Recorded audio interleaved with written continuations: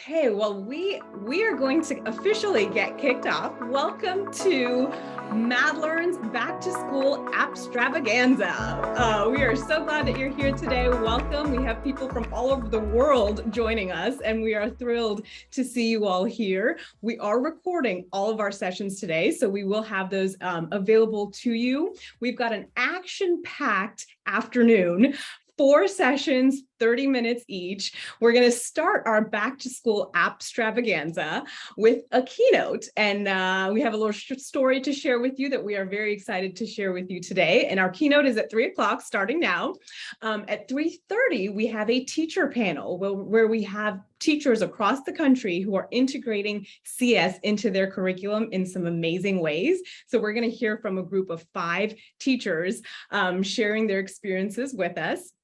At 4 p.m., we have a student panel where we have 3 different students and one of their advisors joining us to talk about internships and what that means for them, what their experience was like, and how that can be so beneficial in different ways.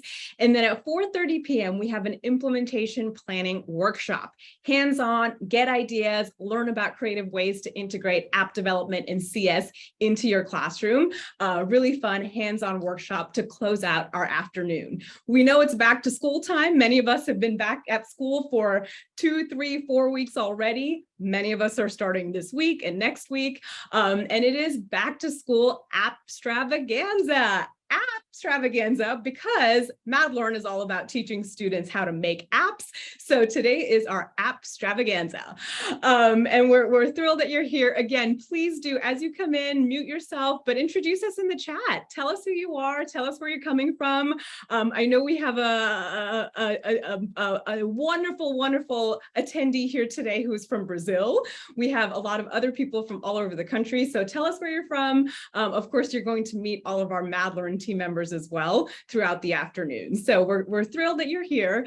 And we have a super, super special set of guests at the end of our keynote today from the Congressional App Challenge. So you're going to hear from them also in our first session today. So let's go ahead and get started. The first thing that we wanted to share with you is, and don't worry, I will tell you who I am. My name is Alefiya Master. I am the founder and CEO of MadLearn, and I am so excited to have you with us today. We're going to kick us off with our talk about the concept of be a preneur. Anypreneur. What does that even mean? We like making up words, but the entrepreneurial spirit is at the core of who we are as a nation. It's at the core of who we really want to help our students be, help them think in creative ways. And how can we be a preneur, anypreneur, in all kinds of creative ways? So I want to start by telling you a story. And this is a story about a little girl who was born and brought up in this town called Reading, right in Pennsylvania, a little bit away from Philly. Reading, Pennsylvania, if you play Monopoly, it is Reading, not Reading Railroad, it's Reading Railroad. And she was born in Reading, Pennsylvania, and her brother and her were maybe 2 out of 5 kids of color in her entire elementary school. By the way, that's me. The story is the story about me, and that's me when I was about 2 years old. So my brother and I were 2 of maybe 3 kids of color in our entire elementary school. And we got teased a lot. We got bullied a lot. We got called things like burnt toast a lot. And it's not good. Don't bully. Don't let kids bully. We need to call it out. We need to stop it. But that was the reality of my childhood growing up. And I always felt left out. I always felt like I was the one on the playground that was trying to get in with the other girls and do cheerleading practice, and I was never allowed to do so. And when I was about 8 years old, my parents made the upside down decision to move us from the United States, where I was born and brought up, all the way halfway across the world to India, which is where my family is originally from. We thought it was a crazy idea. Who does the reverse move? 6 months later, we were on a plane moving to India, and I was so nervous. I was so nervous because I was leaving home. I was leaving the house that I grew up in. I was leaving my friends. But I was also excited because I thought, hey, When I go to school in India, everyone's going to look like me. Everyone's going to have the same kind of background as me. So maybe I won't get teased. Maybe I won't get bullied when I'm in school. When I moved to India, I had to learn 3 new languages in about 3 months. And when you're young, you can do this easily. But we had to learn one language that our grandparents spoke, another language that the kids at school spoke, another language that you use to speak with the people when you go to a store. And it was a big cultural shock. It was all kinds of new foods and people and customs that we were now moved into when we were in India. And on my first day of school, I was so excited. Because everyone was going to look like me. And I took my Trapper Keeper, I took my Lisa Frank stickers, I had a whole craft box that I loved collecting all kinds of beads and things into. So I took all of this into school on my first day of school, and I got made fun of. And I got bullied, and my Trapper Keeper got stolen because it was different. Kids in India didn't have a Trapper Keeper. I was the tallest girl in class for some reason, so I got made fun of for that. I got bullied for talking differently and having an American accent. And I realized at the ripe age of 8 years old, my first entrepreneurial lesson: you can't ever fit in, and that's okay. It's okay to not fit in. It's okay to not be a part of the pack. There's always one reason or another for you to stand out, and that is your superpower. Whatever that is your superpower, and that helps you really figure out who you are and how you can have your voice be heard in a unique and interesting way. When I was in India, this is kind of what my classroom looked like. There was a lot of kids. There's 1.3 billion Indians in the country, a lot of kids, very full classrooms. And I learned very quickly that you had to do really, really well if you wanted to get into good classes and good schools. We talk about the average and the bell curve. If you weren't at a 98 or 99% in your high school graduation exams and the tests that you took, you couldn't get into a good college. You couldn't get into the places that you wanted to go to school. So I learned really, really quickly that competition was something that was so intense, but also something that you can learn so much from. This is my graduating class. That's the tall one, me in the back. I also had the opportunity to play basketball when I was in school. Remember, I was the tallest one in class, so they put me on the team automatically. But I was able to learn about how many awards and medals we won, just a couple, and how many others we lost, how many games we lost and we learned from, and that we were able to pick back up and dust off the dirt and play again and learn through that competition. Speaking of competition, we're going to learn more about the Congressional App Challenge and the great competition that is and everything that we can learn through that. But we learned, and I learned through my experience in school in India, where it was so competitive, my second entrepreneurial lesson. Competition is a real thing. Sometimes we get scared of it. Sometimes we think we should not compete for one reason or another, but collaboration, where you can collaboratively compete, where you can learn from each other, you can learn from things that other people are doing and figure out how to make yourself better, is such a valuable skill. And that was one of the lessons that I learned in school in India. After I graduated from high school in India, I decided to come back here to the United States to go to college. So I went to Emory University here in Atlanta, Georgia, which is where I now live. And I wanted a liberal arts education, but I didn't know that I wanted that coming in. Coming in, I thought, hey, I love kids. And I'm Indian, and most Indian kids are encouraged to be doctors or engineers. Yes, I can say that because I'm Indian. So I thought I'd be a pediatrician. I would be pre-med, I'd be a pediatrician. I took a lot of classes that I loved in that way, but I realized that that wasn't really what I wanted to be doing. And luckily I met a mentor and I took a class in education. Dr. Paharis was one of my mentors in college. He's absolutely amazing. And he taught me the love of education, of pedagogy, of teaching kids different things in different ways, and the importance of having a strong foundation as our education. And so in college, I decided to become an education and psychology major. I got my teaching degree in Montessori education. I was a Montessori teacher for many years. I absolutely loved it. I loved being in the classroom and being with my students. This is the first group of kids I ever taught. We had 6 kids in this brand new school that we taught. This was back in 2008. And we taught these little angels, and it was such a wonderful experience.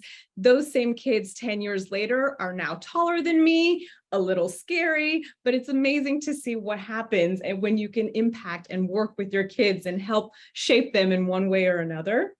I loved being in the classroom, but I also faced a lot of problems as an educator. And one of the problems that I faced was that of communication and helping parents realize and know what was happening, why it was happening. This picture here is all too familiar to many of us in terms of how education has changed and the perception of teachers has changed over time. So I decided to make this crazy move and step out of the classroom and work on starting a company. And the first company that I started landed me an article in Forbes magazine around the problem that I had as a teacher, parent communication, and this company that I built to try and solve it. And I realized through that process, the third entrepreneurial lesson that I want to share with you today: be brave enough to suck at something new. It is okay to be terrible at something. It's okay to try and fail. Failure is so important. We cannot learn without failing. And especially if we stay in our comfort zone, if we stay in that place where we know we can exist happily and well, we can't stretch ourselves and help our students extend and stretch themselves as well. So be brave enough to suck at something new and discover the magic that can exist outside of your comfort zone. When I realized this lesson and I realized what I was doing, the truth really hit me. And this is something that a friend gifted to me. It's a plaque that I have right here on my desk. And it says, create the things that you wish existed. I want for all of us to think about how we can create the things that we wish existed in our classrooms, in our schools, in our districts, for our kids. I realized that the first idea that I had was helping communications. And that's one aspect of a school and the way that we can impact education. I know I always want to be involved in education. I started with communications, but my heart was not on the communication side of education. My heart was on the instructional side of education. And let's face it, our kids are bored. We need to figure out different ways to engage our kids. And because of this fact right here, we launched and we pivoted from this first idea that I had of us building apps for schools and helping them with parent engagement. We pivoted to what is now MadLearn, and the company that I'm so honored to be able to lead with my fabulous team, many of whom are here with me today. And we created this program from an idea, from kids, inspiration, excitement around what we're doing. And MadLearn is mobile app development. We're teaching kids how to build and launch their very own apps through a tool that we have, a curriculum that we've built around it, and training that we have for our teachers. But we cannot do that alone. And I have such a huge honor of working with this fabulous group of people all over the world. We have team members all over the United States, in Ghana, and in India. And you're going to hear from all of them today. This is some of our team. We're a global team. We work from wherever we are. This is what our team meetings look like. We have interns here. We have our team members here. You're going to hear from some of these interns as well. But we have been able to do some pretty amazing things, like work with over 40,000 students all over the world, be able to have 50 to 60,000 apps that have been developed on our platform and win awards like the Soup's Choice Awards, where superintendents all over the country selected MadLearn as the winner of the STEM and STEAM instructional solution. But we didn't start there. When MadLearn launched 8 years ago, we did not start there. We started with a product that looked a little bit like this. My team's probably going to kill me for showing this. Several years later, we morphed it into what it is today. It looks a lot better, a lot simpler, a lot cleaner, but we also are continuing to innovate. And so our 6 steps that everything that we do at MadLearn is based on the design thinking process, where you go from an idea to a plan, to designing it, building it, testing it, and launching it. And in just a couple months, we are launching a whole new MadLearn that has all of those 6 steps integrated into the tool, into the process and the curriculum that you have access to and that we can't wait for you to use. So all of that, I showed you those screenshots, so kind of a historical, here's what MadLearn was and here's what it's going to be, to share with you my 4th entrepreneurial lesson. And this is something that I learned from a dear friend, Vicki Davis. If you don't follow her on Twitter, Cool Cat Teacher, you should. She talks about this concept of innovate like a turtle. And when she shared that with me, it resonated so clearly because we think innovation is quick and fast and we have to keep moving. But when we want to be successful with students in our classroom, when we want to make lasting change, we have to take one step at a time. We have to take one initiative and learn it and get good at it and expand on it in different ways. And then the next one and the next one. So innovate like a turtle. We did not become the MadLearn that we are today by changing overnight, by launching who we are overnight. It has been an 8-year evolution. It'll continue to be an evolution as we go, because that's what innovation is about, is constant changes, one step at a time. And speaking of problems and speaking of innovations, we have so many problems that we need to work on and solve. That when we think about STEM and the STEM gap that we have, as you see, I've got my STEMinist shirt on. I love STEM, and we're big proponents of encouraging students to have more access to STEM opportunities. But the STEM problem is a computer science problem. 67% of all new STEM jobs are in computing, but only 11% of our STEM bachelor degrees are in computer science. And these are statistics, well known, they're on code.org, take a look at them. We have, computing jobs in the United States, for example, #1 source of new wages. We have 400,000 openings in computing today, and we don't have enough people to fill them. So, thinking about that is essential, but I do have to mention, and I do have to share this with you, I am not a coder, and I run a tech company. And I say this not because coding is not important. It's essential. We couldn't do what we do without our coders, but we also couldn't do what we do without our testers and our designers and our marketing team and our sales team and our support team and all of these things that come together to make a successful program. So what we want to do is ensure that we can help kids expand their horizons in a lot of different ways. Michael Moe from Global Silicon Ventures talks about the 7 C's of today, not just the 4 C's, the 7 C's. In addition to the 4 that we already know, he talks about the importance of students today needing to know and learn cultural fluency, character, and civic engagement. So thinking about the trends that are shifting in that way. Pull out your phone for a second, and we're going to put this link in the chat as well. This is a really, really cool widget. It's a widget that tells you if your job is going to be automated. You may have seen this already. If not, scan this right now. Take a look at it. This is a really powerful tool for you to share with your students, for you to share with parents as well. Figure out if your job is going to be automated. And this is what that looks like, and we'll put it in the chat, so don't worry, we'll put that link in the chat for you. This is what this looks like when you pull it up on your computer. You'll see that all of the jobs on the left are least likely to be automated. All of the ones on the right are most likely to be automated. Automated changed with technology, impacted through technology. Things like sales reps and truck drivers, retail sales, waitresses or waiting staff. You even look at all of these kinds of jobs that are highly likely to be automated. The good news for us teachers is we are very unlikely to be automated. So we're all the way over here. Unfortunately, we're also low paid. But if you look at the middle of this graph, this is something that I really want to share with you. Computer programmers are right here in the middle. 50-50 chance that computer programming will be automated.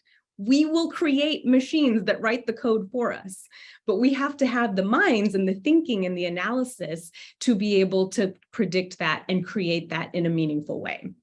So I want to encourage you to be a preneur, anypreneur. I am an edupreneur. I am an educator turned entrepreneur. We want you to think about whatever gives you joy, brings you passion. How can you bring that into your classroom? And also, how can you inspire your students to figure out what they like, what they are good at, what they want to change, and bring that problem to the forefront? Be an edupreneur, an ecopreneur, an agripreneur, an appreneur. And we're going to hear a little bit about appreneurs from our Congressional App Challenge team. But this was me at about 3 years old, reaching for the stars. Fast forward about 30 years, this is me speaking at the United Nations on global education initiatives. And the only thing that has changed in that time is the power of my voice and the number of people that I can impact and help change in one way or another. You're hearing me today because you decided to come to our back to school APPstravaganza, share our story, hear our story. And we want to learn from you. We want you to have that voice. We want you to inculcate and help your students find their voice. If nothing else, please invite me to come speak with your students, speak to your classroom. I would love to share our story with them as well. If students don't see that this is what a CEO can look like, they won't think that this is what a CEO can look like. So we want to help empower that in a lot of different ways. Like I said, if nothing else, please invite us to come speak to your students. There is my contact information here on this slide. Of course, we'll put it in the chat as well. But please reach out to us. We want to help change your students' minds in one way or another, help them think about their career options and how they can take the interests that they have and create something that they wish existed. So speaking of things that are created by students all over the world, we have two very special guests here with us today from the Congressional App Challenge. So the Congressional App Challenge is something that we absolutely love. We are big proponents of, and I want to hear a little bit more about this from Colin Allen, who is the Congressional Operations Coordinator, and Medha Gupta, who is who's on the Alumni Advisory Board for the Congressional App Challenge. So Colin, Medha, take it away. We'd love to hear from you. Tell us some of the announcements from the Congressional App Challenge. Tell us what's happening this year. We want to know everything. Yeah, of course. Thank you so much for having us on. We appreciate it. We couldn't do this without teachers. So I first want to give a little background of what the Congressional App Challenge is, how we got started, and what our purpose is. So the Congressional App Challenge has been around since 2013. In 2013, House Resolution 77 was put into effect, the Congressional App Challenge. We are the official coding competition of the U.S. House of Representatives, which means every member of the U.S. House of Representatives has a chance to host a Congressional App Challenge for their constituents. And you might think, what is this? What does this mean? The Congressional App Challenge basically is my company I work for, the Internet Education Foundation, saw an issue. We don't focus enough on American students, U.S. students, in computer science. We wanted to fix that issue. We see that the future is in computer science. So we wanted to make sure we had a competition out there that got students interested and that the US government were going along with their students and getting them interested in computer science. So that's how the Congressional App Challenge first started, and our ambition to get every congressional district signed up and make sure every student has the ability to apply is slowly getting better and better every single year. So last year we had about 340 offices sign up across the nation and their territories. So that's about 80% of Congress, which means about 80% of US students have the opportunity to apply. When I say US students, I mean anyone. It can be through public school, private school, homeschool. Anyone from the ages in 6th grade to 12th grade are allowed to apply. And the next thing I want to bring up is why get your students involved in this? Teacher benefits are crazy. We know the troubles of getting students to be interested in computer science, seeing the benefits of it. So we wanted to create a competition where there are prizes and ways to get students interested in it. So we did. So this is what we do.